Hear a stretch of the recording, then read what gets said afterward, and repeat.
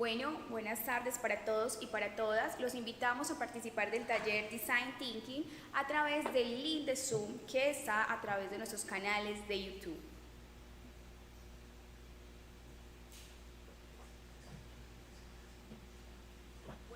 Este taller lo dictará el señor David Morillo de Full Sail University. Entonces, en breve vamos a comenzar. Los invitamos a ingresar a través de este link.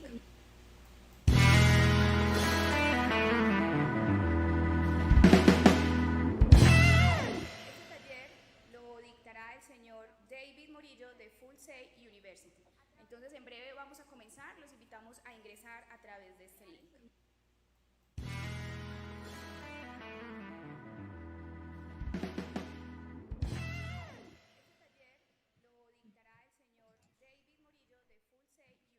Buenas tardes, Alejandro. Yo creo que ya podemos empezar, ya estamos en vivo.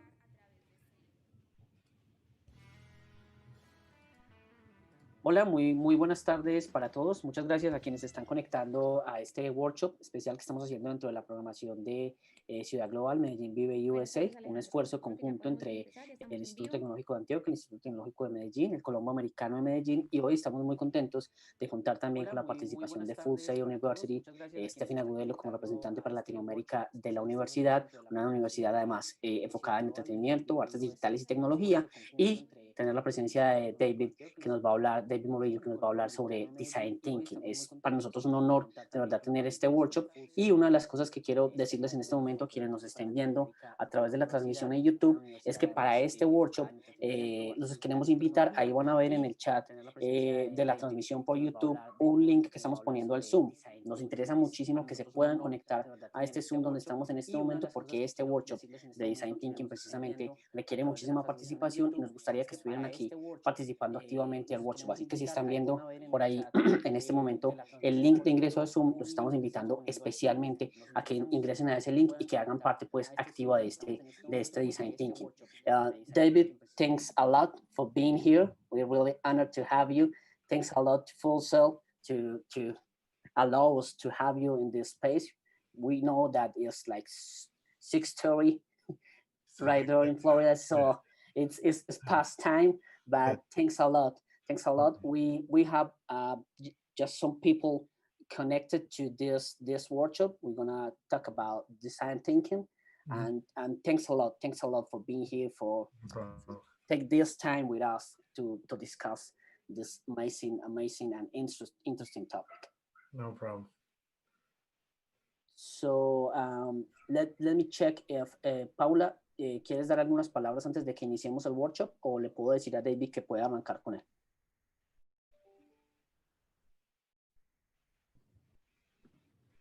Paula? Yo creo que podemos arrancar. David, you can go ahead and start. Thanks for being here. I'm Stephanie Agudelo from Full Sail, and I will be here assisting everything about the workshop, and anything you will need about Full Sail University, I will be here. Okay, thank you. Awesome. Thank you, David. No problem. Well, it is an incredible honor to be here tonight at 6:30 my time, 5:30 your time. It's either do this or help my daughters with homework. And so I'm excited to be here. And with that being said, my name is Dave Morrillo, and I am a strategic relationship manager at Full Sail University, which is a business development role. One of the things that it would be very important, if at all possible, just to reiterate what has been shared, if at all possible, it'd be really great to see your faces. It is an amazing opportunity to connect with people all over the world. And I at least want to see some faces beyond the names on the screen. But I understand that it can be a scary proposition. I know what I look like on Zoom. I don't know what anyone else looks like on Zoom. It doesn't seem like a fun idea, but we're in this together. And so if any of you are teachers or any of you are students, it would be really helpful, administrators, to see your face. Because as we move forward, one of the things that's really important is that this is a really interactive workshop. And so what I would ask you to do is to please find a piece of paper and also something to write with. Because as we go through the experience, we're going to be doing some exercises together that I hope and pray we'd be able to kind of work through together. in spite of the fact that nobody has put their face on the screen yet. But with that being said, there is a function in Zoom that allows you to raise your hand and to show an emoji, and it's down at the bottom of your screen. And I would just ask that if you've ever heard of design thinking before, could you put some type of notification that shows me that you have, or you can type into the chat. And I know that Stephanie and Alejandro are going to be looking at the chat. So if you've heard design thinking before, you've seen design thinking before, would you mind just letting me know somehow that you have? David, one thing I want to say is about the participation. If the people can participate in Spanish if they want, and we want to do the translation if we need it. So it's okay? Yeah. Yeah. Para la gente que nos está escuchando, si, como también es importante la participación y sabemos que a veces puede ser un poco complicado, si quieren preguntar algo, hacer alguna pregunta en español, no hay ningún problema. También estamos un poco para acá. En caso, David entiende perfectamente el español, así que eso también es una cosa importante para que sepan y un poco animarlos a participar. Y también un poco lo que decía David al principio, si pueden encender sus cámaras, estaría bastante bien, porque un poco este taller requiere también un contacto para que él no se sienta también dando el taller aquí solo, así que es como... No me quiero sentir solo. Hablo suficiente español para defenderme, pero no suficiente para hacer esta tarea. So, perdóname, traté mucho, pero me pongo demasiado nervioso, so voy a hablar en inglés. So with that being said, I'll just jump into the workshop. Any training that you ever sit with me, you're going to see a picture of my family. And the reason why that's important to me is that no matter what we're learning, no matter what we're teaching, no matter what business we're utilizing or doing, products or services, is always important to remember why you do the things that you do. And for me, a critical reason that I do the things that I do, that I'm here at 6:30 at night to do this workshop around design thinking for a group of people in another country, is because I believe that in a very small way, this is going to make the world a little bit better for these ladies that are in this picture. And so for me, I want to share with you my family. These are the MORRILLO family. The little one is Esther. She is 7 years old. The one in the middle is my wife, Diana. And the one on the side there is Emma, and she's 8 years old. Yes, you heard it right. If you're not into math, 8 and 7 are really close. What's even more close is 16 months. I would never recommend that. They're 16 months apart. And we didn't read the manual, and we should have read more books and gone for more walks. But here we are, two girls, 7 and 8. And so that's my family, who I love very much. And to me, is the reason that I do a lot of the things that I do around education, around making my time available to serve other people, because I want to make the world just a little bit better for them than it was for me. And I feel like these type of moments make that possible. And so I'm honored and grateful to be here. One of the things that I'm deeply passionate about is design thinking, which is really using empathy, compassion, and thinking about the people that you're building products and services for. And if you're in education, you have to think about lesson plans. You have to think about how students are learning. If you're a student, how you're retaining information and engaged in class. And so for me, design thinking is a wonderful framework and model for developing products and services, and also amazing at developing lesson plans. And so as we continue to move forward, this is where it's going to get infinitely complex, because if I ask a question like, what is brand? Or what you're going to see there is that I tried my best to translate the questions into Spanish, but I use Google Translate. So please forgive me, because I don't know how to write in Spanish, even though I can somewhat read, and I can only hope that I came close to the right question. So Cesar Zapata Molina, you just jumped in and you got a picture. So you're my new hero. Do you mind answering the question, what is a brand? I'm going to give you a couple of seconds. A guy with a picture like that should be courageous. You should be strong. No? All right. Paula?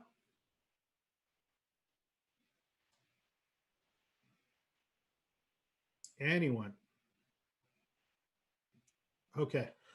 So what a brand is a brand's a person's gut feeling about a product, service, or organization. And this definition comes from a gentleman named Marty Newmeyer. One of my passions is branding. And so he's one of the thought leaders in that space. So I look to his books and to his research as something that I use in my own business outside of what I do. And so it's a person's gut feeling and mark because of the fact that brands aren't defined by the companies or markets. Brands are defined by you and I, individuals. And it's a gut feeling because we're emotional, we're intuitive people. And so, one of the things that I normally ask is when you look at this type of mark, when you look at this type of organization, it automatically solicits a thought for you. It automatically creates a sense of something. And if we were participating in real time, one of the things I would ask you is what comes to mind when you think of this? Does anyone of the 17 people that are in here that are not related to Full Sail or the organizations in Colombia want to participate? Can I do it? No, it's okay. Yeah, well, go ahead. Okay. I in my mind, it's expensive. Yeah. But delicious. How do you feel about that, Alejandro? I don't know. When I think in the space, I think in the lighting and the space more than the coffee, For me, it's more like they give you a safe space if you want, also expensive, but I think in the place more than the coffee because I don't really like the coffee so much. Well, I would imagine I would imagine that it's a weird thing to have a Starbucks in the South America where there's such amazing coffee that comes from South America. This is an interesting, because I had to do a lot of research on this to find out what were brands that were really relevant to South America, particularly in Colombia. And Éxito came up as one of the brands. And I'm sure that when you think of this brand, something kind of comes in your feelings and your gut around what it represents. This one's one that's particularly in the United States. I do believe that they have them in South America, but they have multiple different brands that are owned by Walmart. And so what I did as an effort to find out how aligned these companies are with what we say they are is that I went onto their website and I pulled up what's called the About Us section. And what the About Us section indicates is what the company thinks that it's representing to the world. Now, again, in spite of the fact that there wasn't any very limited participation in responding to these brands, I'm really positive that you guys and gals had a response to it. And so what I want to share with you is the About Us. Starbucks spends a lot of money to pay a writer to say that this is what they think they're offering the world. And if we just go based off of what Stephanie and Alejandro said, we'll soon find out that it was actually very different than what they said, which is that every day we go to work hoping to do two things: share great coffee with our friends and help make the world a better place. Now, just on the two that participated, we know that the only word that they had in common was coffee. Outside of that, they were very different things, right? And in fact, Alejandro doesn't even like the coffee. He just goes there for the space, free Wi-Fi, and a comfortable place to work while smelling bad coffee, apparently. And so, and if Starbucks is watching this, I like your coffee. I just making a point. You got to figure it out. Éxito. It says that through innovation, digital transformation, experiences, and sustainability, we respond to a competitive environment and contribute to the development of places where we have a presence. That's a lot of words for a supermarket, for a place that you can go buy some stuff. Like, I will never remember that. And so when you think about that, who in their mind, outside of the people that own it, think about that statement when they go into the supermarket, right? This is my favorite. It is my favorite. I'm biased towards this one. It is a really short, concise statement, but it says we feature a great selection of high quality merchandise. If you live in the United States, you would laugh at that very first statement because no one associates Walmart with high quality merchandise, friendly service, and of course, everyday low prices. The last part is the one that maybe everyone agrees with, which is everyday low prices. But there are entire websites and videos dedicated to what happens at Walmart late at night. And it's not any of those statements. It's really crazy. And so when you think about a brand, it is not what you say it is what they say it is. And what I mean by that is that as educators, as students, as people, we think that we're going out there and we're projecting a particular kind of thing. And it might be that our friends, families, coworkers, businesses, associates might think something completely different of us.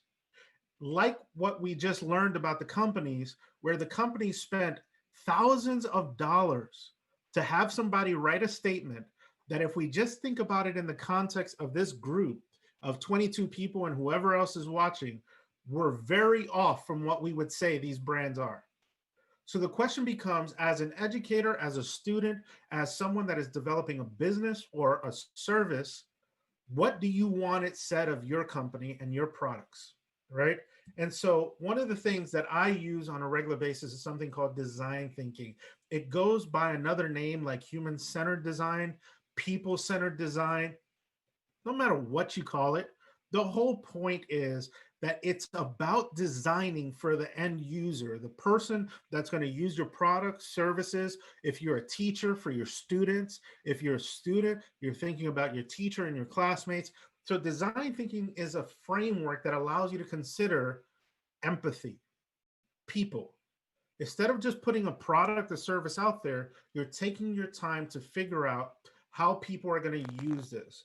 And so before we begin, I always think about this story, which is kind of a silly story, but there's a shoe company that sends out two shoe salesmen to a remote village in Africa. And one of the shoe salesmen texts back to the company in desperation, and he says, the situation is desperate. Nobody's wearing shoes here, right? And then the other shoe salesman says, man, this is a glorious opportunity. Nobody is wearing shoes here. And the slight difference and variation in what's going on here with the text messages is ultimately perspective, the way that we look at the world. Because what we think is that we see the world as it is, but the reality is that we see the world through a map that we create. And that map is shaped by the environment that we grew up in, the family that we grew up in, the movies we watch, the books we read, the songs we listen to, the friends we hang out with. So if I give you a map of Orlando, Florida, where Full Sail University is, and I tell you to go to Columbia and find me a store on that map, you're never going to find it because you're using the wrong framework. And so what design thinking allows us to do is to look outside of the way that we look at the world, to try to serve the people around us. And so one of the things that I would like to do, and I'm just going to trust that this is happening because of the participation. And that's fine. I completely understand it if you don't want to participate. But if you have a paper and something to write with, please draw these circles on your paper for me in the same pattern that you see it. I'm going to give you a couple of seconds to do that. Tomen un papel, los que quieran participar de esta actividad, tomen un papel para que participen en esta actividad que es súper chévere, dibujen lo que les está diciendo David, cualquier pregunta que tengan, recuerden que la pueden también hacer en el chat y con gusto les vamos a ayudar con cualquier duda que tengan. I thought you quit on me, Alejandro. I thought you quit. I thought you quit on me, Alejandro. You just walked away. I was scared. Okay. Oh, we had somebody show her face. Hey. Hi. So here's what we're going to do. Sonia, thank you so much for the courage it takes to show your face. I'm even going to say it in Spanish. Gracias, gracias, gracias. So what we're going to do is an exercise. What I want you to do is connect all 9 dots only using 4 straight lines. Once you put your writing device on the paper, you can't take it off. 4 straight lines connect all 9 dots. Okay, I'm going to give you a timer and you're going to start.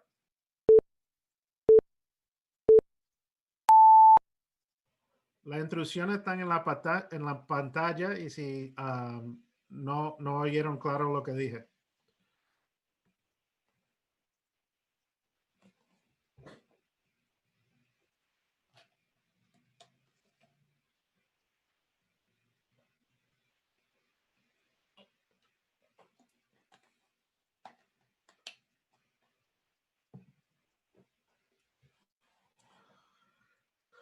Tienes 30 segundos.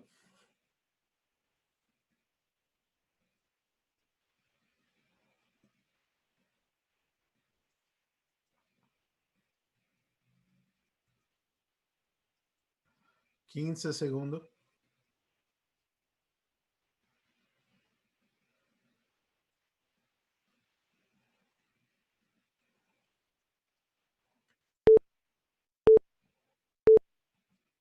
Okay. So, did anyone figure it out? Not me. No? No. No one figured it out. Sonia? Ooh, okay. Alejandro, you got it? I don't even know what you did there. That's a whole nother exercise. All right. Everyone look at the screen and I'm going to show you the answer. Does everyone see that? You know what happened, Sonia? Que tú hiciste esquina donde no hay esquina. Yes, I know. In your mind, you saw 4 corners where there were no corners. And that is really the power of the way that we look at the world. We put in parameters where there's white space and there is no parameters. And it's based on our experience, it's based on how we see the world. And so to us, ultimately, the world looks like this, but actually the world is like this. And so one of the things that I would ask is, when you think about these toys, would you pay, and it's a rhetorical question, nobody has to answer at this point, but a rhetorical question. So would you pay $4 billion US for these toys? No, right? No, that's silly. And yet, George Lucas was paid $4 billion by Disney for something that's called Star Wars. Do you know what Star Wars is? Disney said that Star Wars to them was worth $4 billion US. 4 billones, billones, dólares americano. That's a lot of money. And you know what they paid for? They paid for make-up imagination, fake worlds and people and languages and stories of planets that don't exist, right? Someone else would have not paid the $4 billion, but Disney saw the opportunity based on the fact that they didn't see the corners. They see outside the corners. Would you pay $32 billion for a waffle iron? The answer is no. Nobody in their right mind will pay that, right? I like waffles. Don't I look like I eat waffles? I eat a lot of waffles. I like them. They're delicious. But the thing is that when you see that and I see that, we don't see what this other gentleman saw. Do you know the company Nike? So this gentleman, Bill Bowerman, and Phil Knight launched a company called Nike. Bill Bowerman is a coach for runners, track, and he always was looking for ways for his athletes to get faster. And so one day while he's having breakfast, he's looking at his wife's waffling iron. He looks at the sneaker and he thinks to himself, if I put the waffle iron on the sneaker, that it'll create a grip that'll give my athletes more ability to run faster. You know what that creates? $32 billion. $32 billion. That's what that created. And so it's important for us that when we're thinking about design thinking, that we have a beginner's mindset, that we are aware that there are no corners, okay? That we have a map of how we look at the world. And so in order to have a beginner's mindset, what you need to make sure you do is that when you have an idea, don't judge the idea. Oftentimes, think about it. Oftentimes, and honestly, that's probably why a lot of people aren't showing their face right now. They're judging their idea. They're judging their ability to contribute to this workshop. Before you even have an opportunity to see what it is, you've disqualified yourself by judging what the experience is going to be like. And it's the same way with design thinking. You have to have this beginner's mindset. And so then you had this inherent curiosity where you question everything, because I just learned that I don't see the world as it is. I see the world the way that I want to see it, and that I've been trained to see it. And so I have to maintain a healthy curiosity. And what that then allows me to do is to see the patterns in the world. Are there things that are happening in common with all of us? If you just look at the two illustrations that I shared with you, those were really out of the box ideas that were worth billions of dollars. And when I think about what's inside of you, I wonder how many billion-dollar ideas are on this Zoom call right now, right? And so the other part of having a beginner's mindset is that you really listen. Not listen so that you can talk, not listen so that you can share your idea next. You'd really listen to hear what people are saying, okay? And so with that being said, design thinking has basically three elements to it that if you're doing it, it needs to kind of fit in the sweet spot there in the middle. And that is, excuse me, I'm sorry. Is it desirable? Does somebody want what you're offering? Whether it be a lesson plan, a product, or service, does anybody want it? Is it humanly desirable? And then is it viable? Is there a market for it? Can you sell it? Can you offer it? Will people respond to it? And do you have all the resources technologically to pull it off, to make it happen? And so with design thinking, there are multiple ways that you can do it, but I try to do it in the simplest way for this workshop, which is really 3 steps. And the 3 steps are inspiration, ideation, and implementation. And I'll go through each of those one by one. Before we even get into really the nuts and bolts of design thinking, we have to do something about this word, which is really important. This is foundational to design thinking. 1 is maintain a beginner's mindset where your mind is open. And 2, remember that you're a human being creating for other human beings. So you need empathy. Does that make sense? You can blink twice. Yep, good. So I'm going to share a video with you. I hope you figure it. I hope you get it. I hope it translates well. It's in English, but I think it's a really powerful video if you take a moment to listen to it. So I'm going to play that, and then we'll connect on the other side.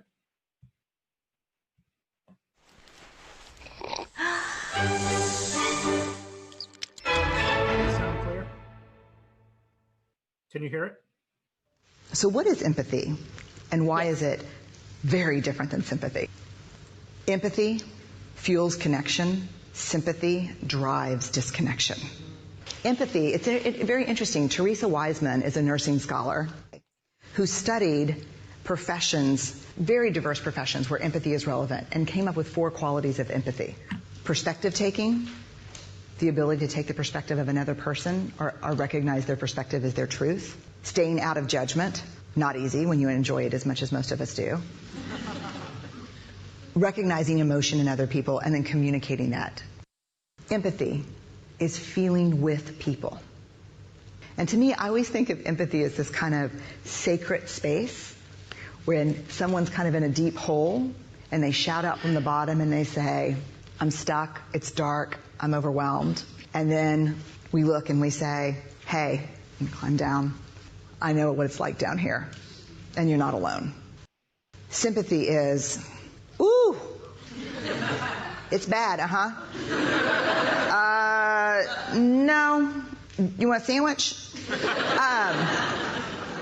Empathy is a choice, and it's a vulnerable choice, because in order to connect with you, I have to connect with something in myself that knows that feeling.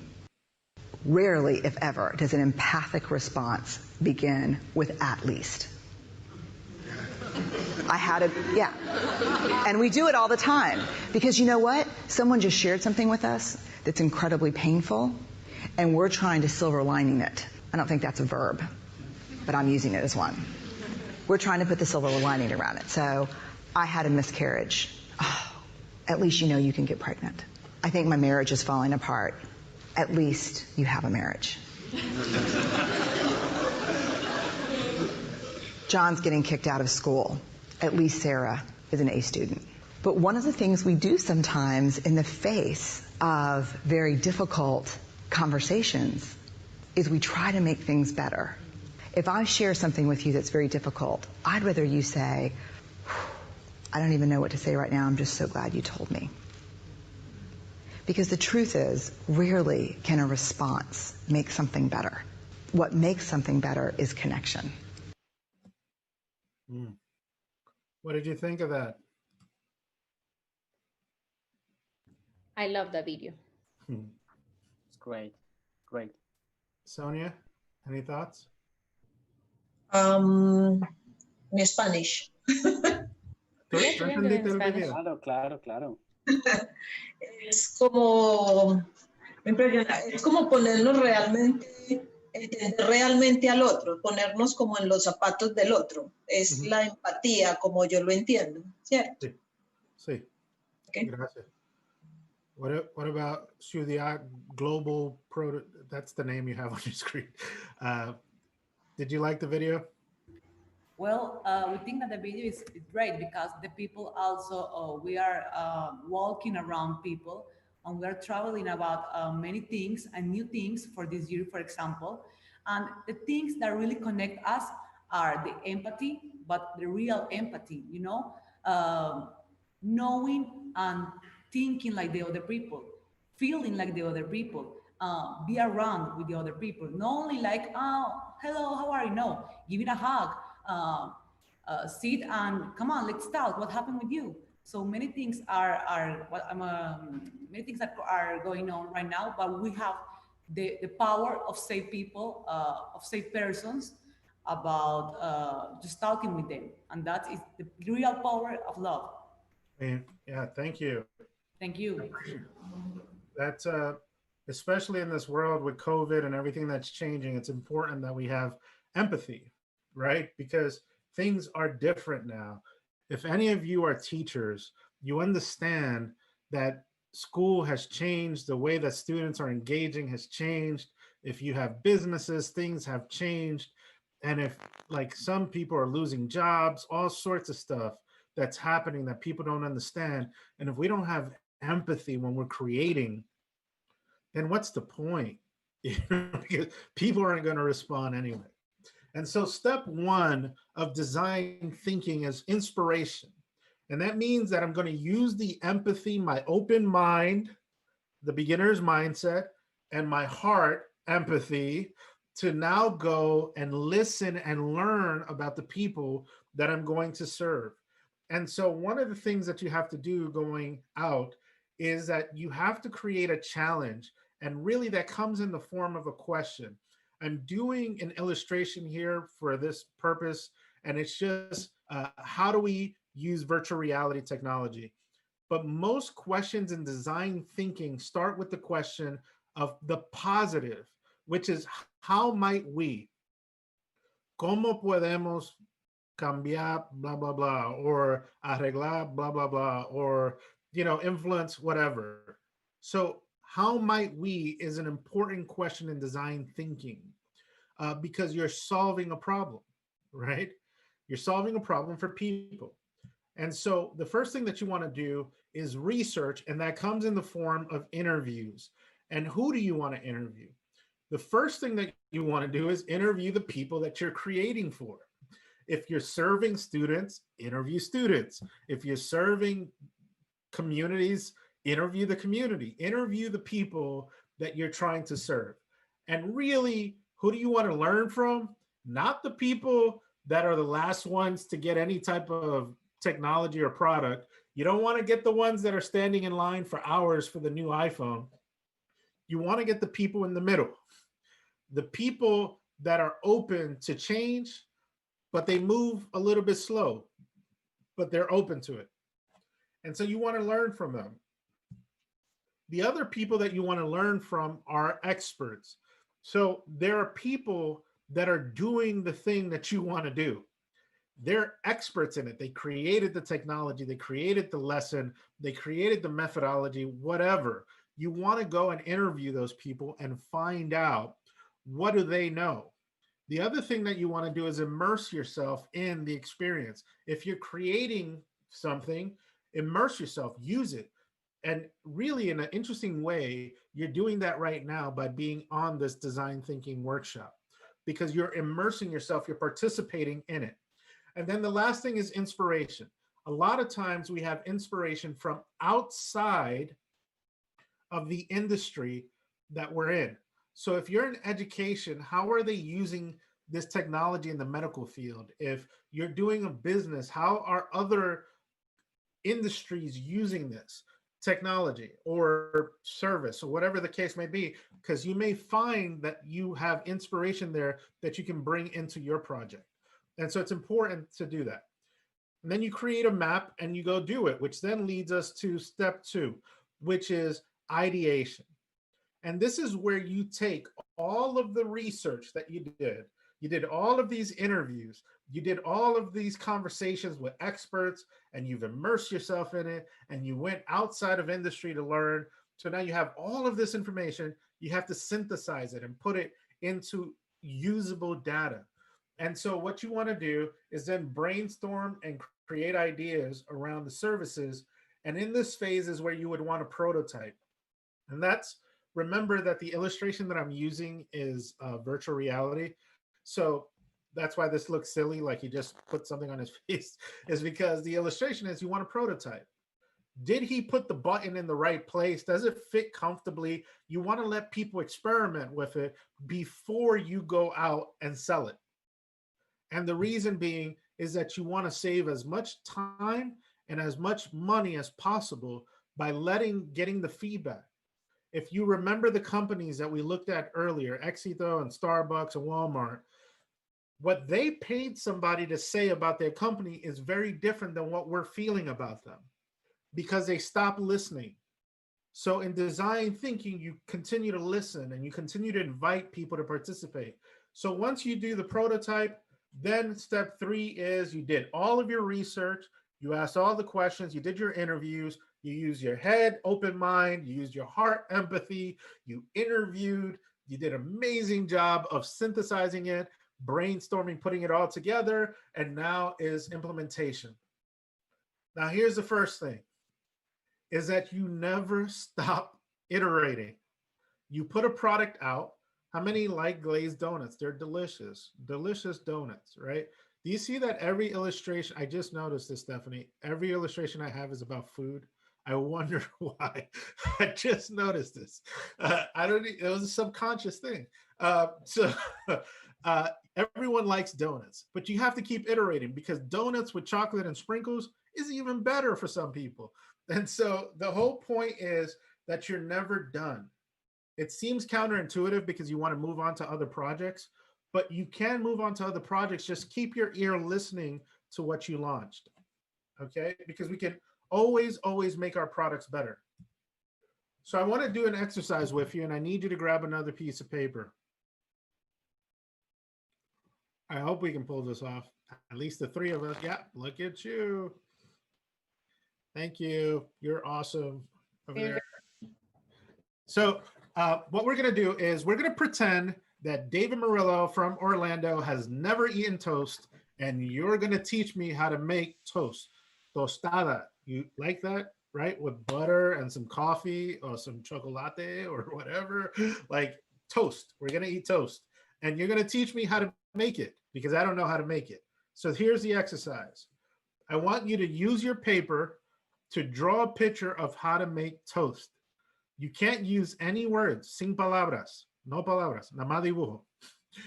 and you're going to show me each step, cada paso que tengo que coger para comer una tostada, porque nunca la he comido en mi vida.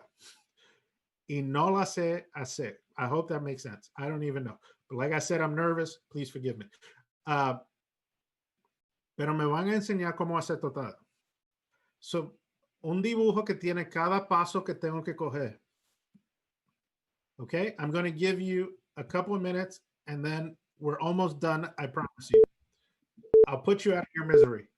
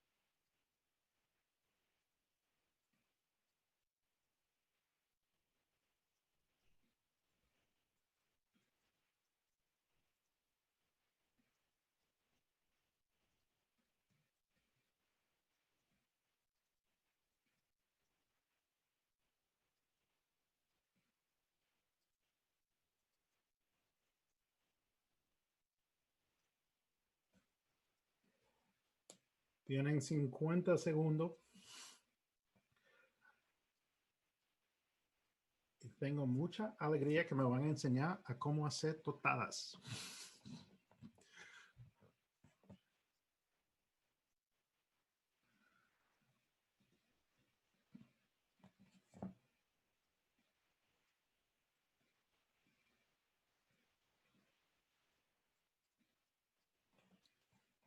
¿25 segundos?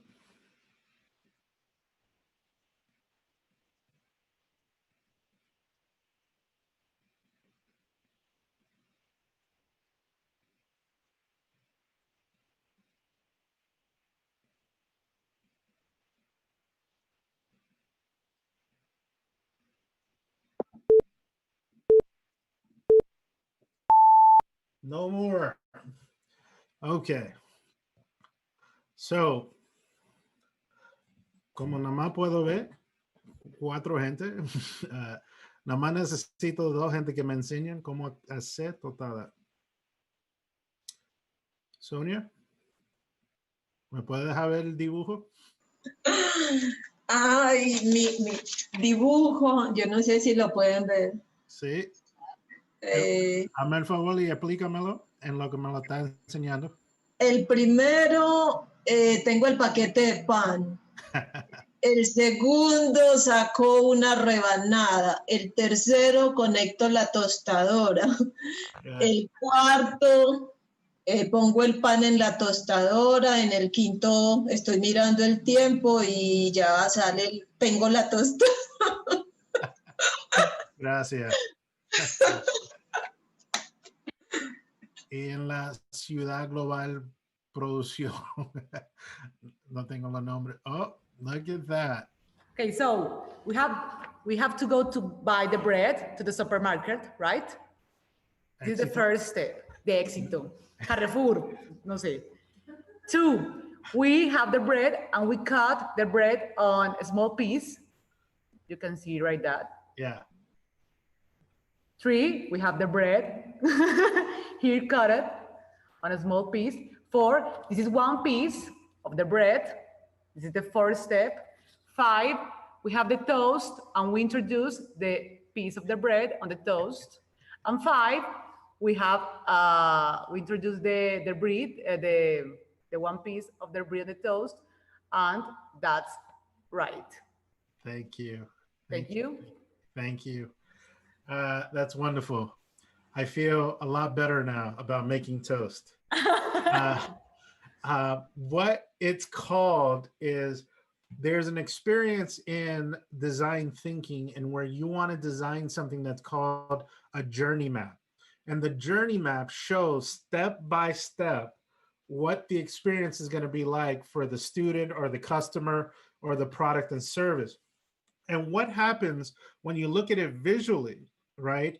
It was interesting, right, Sonia, to think about, oh, I have to take the bread out the bag and I have to put it in the toaster and I have to think about the time. And you didn't say anything about plugging it into the wall, right? And like, you didn't talk about putting butter or some type, or that you had to go to the supermarket unless you're making the bread. So you have to do every single step in the design thinking process when you're creating a journey map for the experience. And so what that's called in system thinking is each picture that you did is called a node. And each node is connected, when you do the numbers, is connected to what's called a link. Stephanie, that's creepy. You got two Zooms on here? I'm having problems with the audio. Oh, okay. So, like that scares me. So I told you I get distracted easy, like squirrel. So what ends up happening is you create what's called a system models.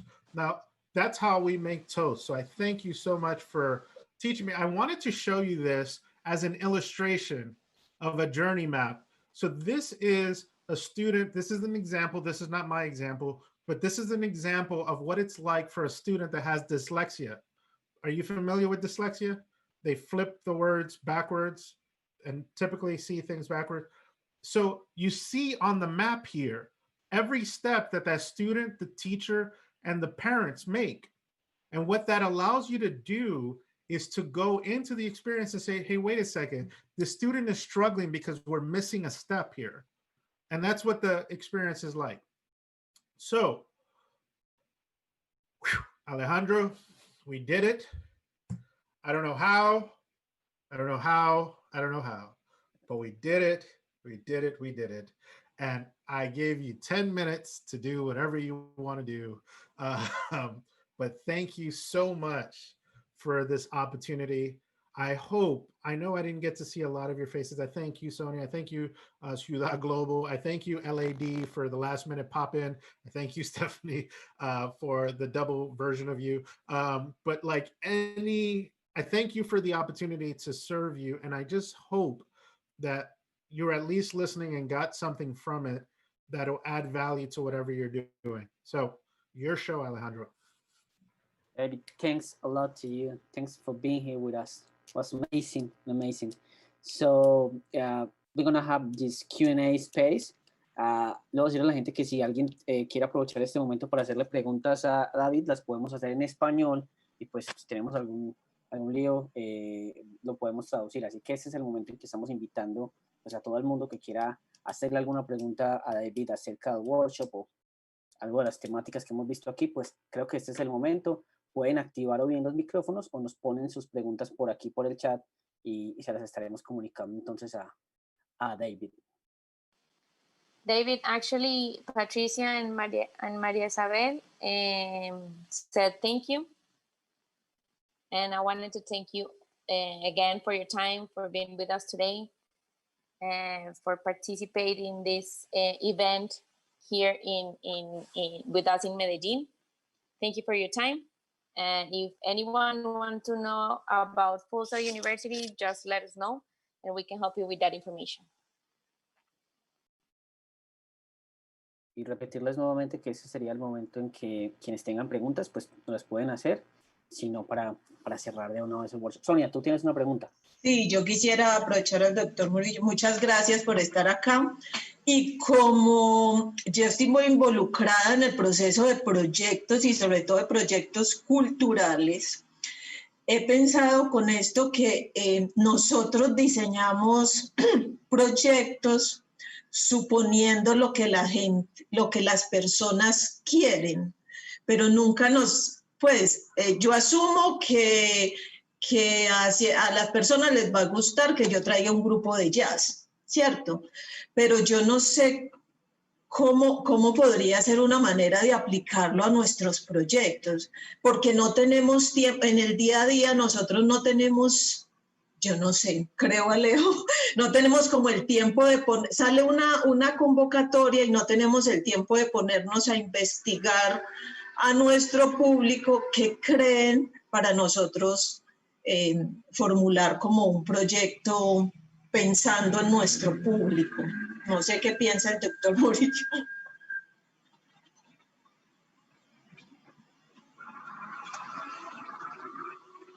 No lo escucho. ¿Tú me entiendes en inglés?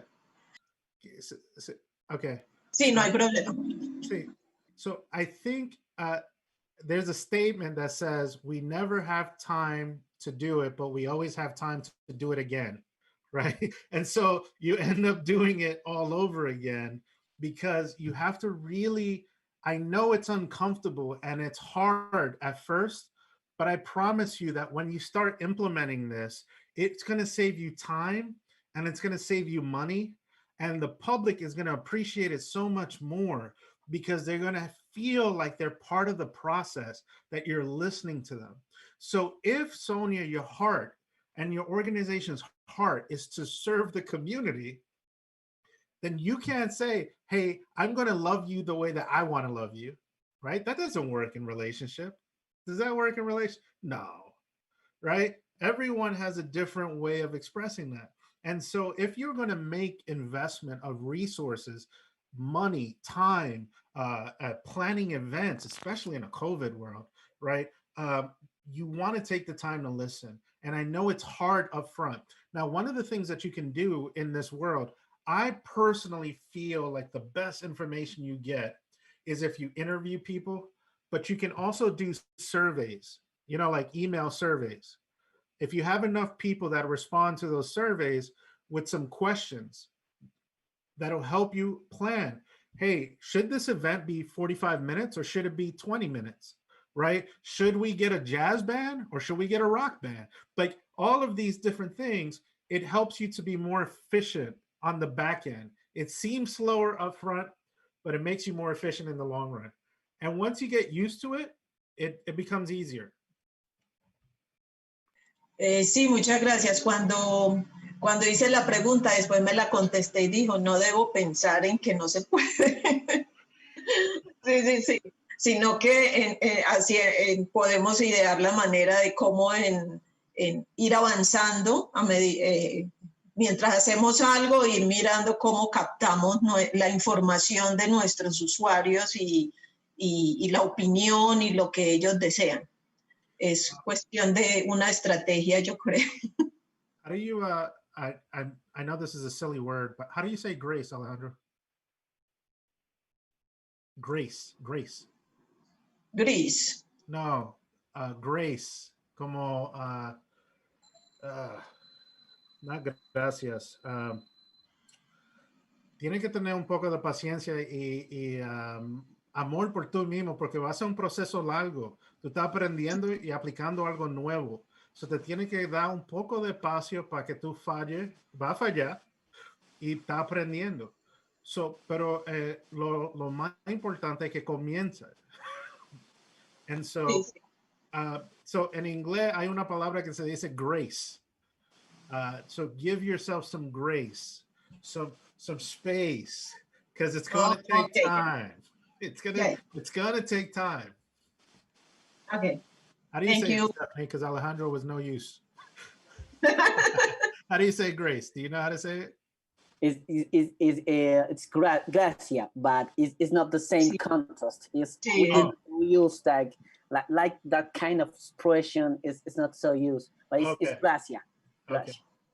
Thank you so much.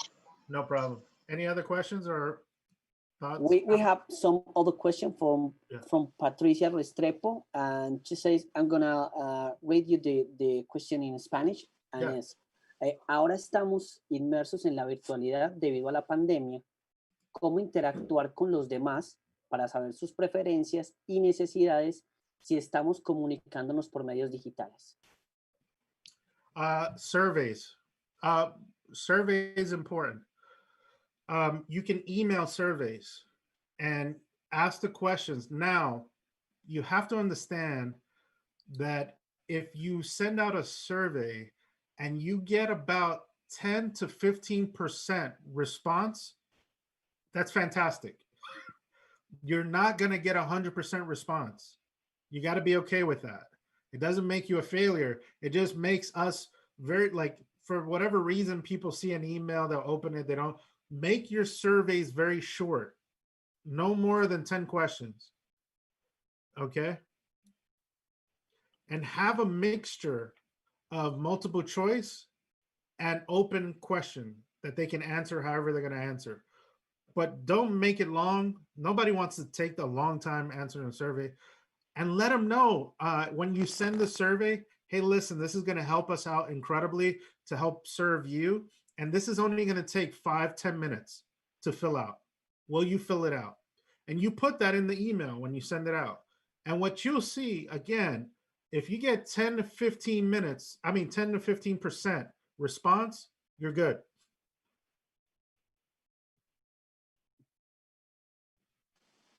So Patricia says thanks. Mm-hmm.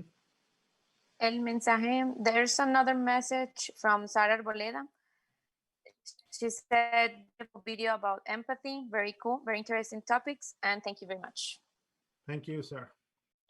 So I got a last question, if you want, David, yeah. And it's something related with what Sonia says about the cultural industry, of the cultural environment.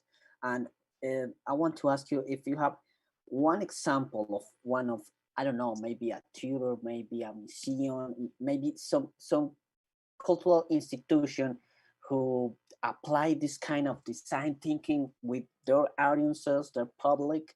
Some example you can think of this kind of cultural institute.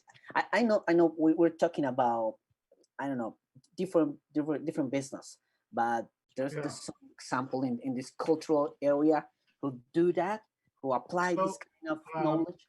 So I do a lot of work with nonprofits, like I don't know how to say that in Spanish, but nonprofits are like community service organizations. They're not in business to make profit or make money. They're there to serve the community. Yeah. But these nonprofits require fundraising. They have to get people to donate money in order for them to serve the community. Well, now with COVID, you can't have people in a room, right? So over here, the way you do it, which is a really interesting model, is you throw a party, invite really rich people in, tell them why they should give you money, and hopefully you walk out of there with money. You can't do that right now. Nobody's going to do that. So one of the things that we kind of figured out and learned was that people are doing Zoom all the time, right? And so, or some version of this. So one of the organizations, because the donors who have more money, they like having people in their house for dinner, right? And so by listening, change the format of the fundraising by doing a Zoom experience. And for the biggest donors, you send them like a bottle of wine or something, and you have them invite their friends to their house, because then they're having dinner together and they're watching the experience online. And by the way, these people already know that you're going to ask them for money, right? So what you do is you pre-record some of the sessions, or you do it live, like you do a live event. You pre-record some of them, or you do it live, and then you do something interesting that shows them the heart of the organization.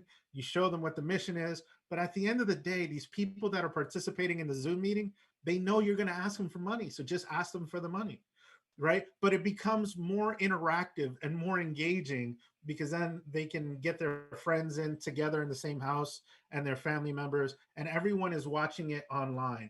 That was one project recently. And I'm actually working on another one right now that's happening on November 7th, I think, that we're doing another one. But it's the same thing. But that came from listening. That came from realizing that this organization has to raise money. It's the only way it survives. It has to raise money. But the people with the money don't want to come to an event. So how do we take the event to the people in a way that makes it fun and engaging, and, you know, kind of makes it silly, because they know you're going to ask them for money. So and hopefully they still want to have this social event aspect of the team. Correct. Yeah, because that's what it's about, right? It's like, oftentimes people with a lot of money want other people to see that they're doing good things, right?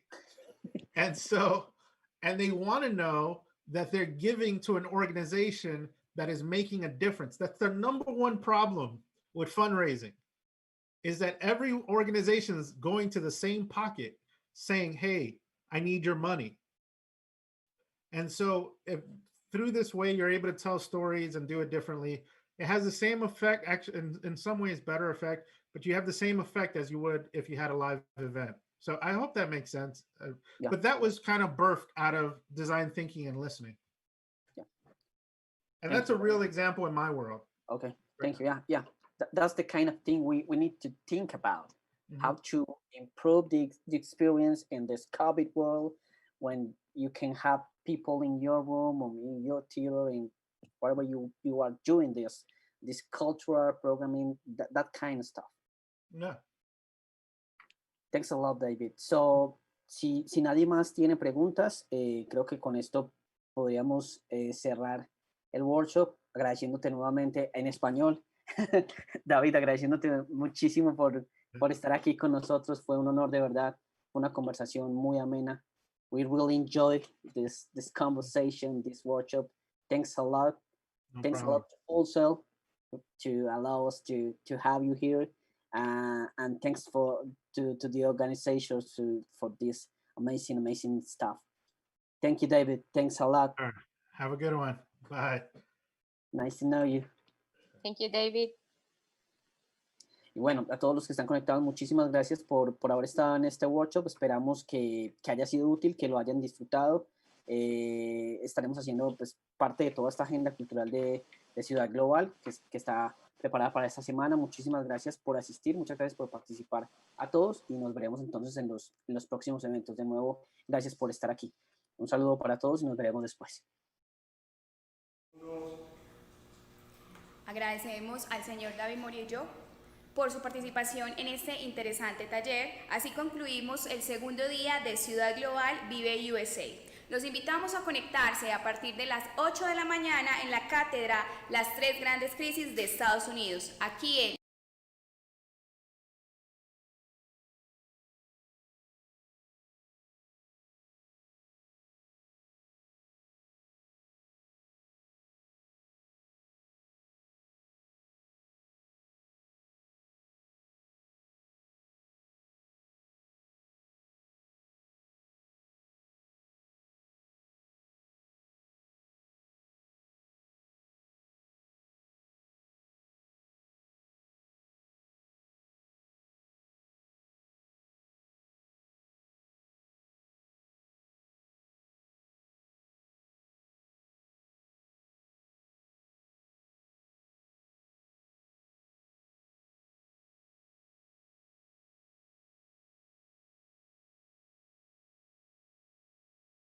a partir de las 8 de